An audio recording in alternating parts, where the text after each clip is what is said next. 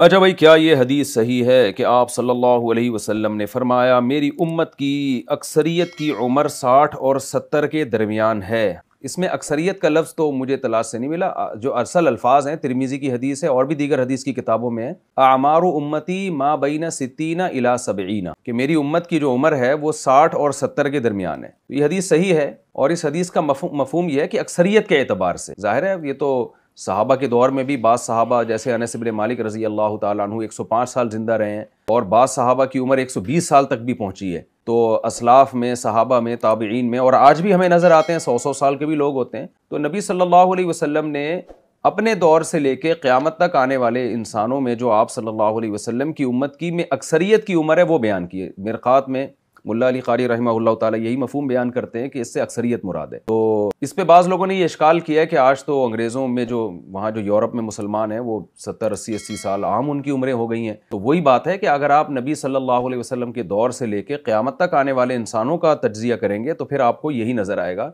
कि अक्सर लोग 70 से पहले पहले दुनिया से तशरीफ़ ले जाते हैं। और कब्रिस्तान में जाके आप देख लें तो नज़र भी आएगा आपको। कब्रिस्तान में बसा औक़ात तख्तियों पे उम्रें लिखी हुई होती हैं ना, तो आपको 70 के नीचे नीचे ही लोग नज़र आएंगे ज़्यादातर। तो इस हदीस से साबित होता है कि हमें 60 के बाद बस तैयार हो जाना चाहिए कि अब किसी भी टाइम पे हमारा इन्ना लिल्लाह हो सकता है।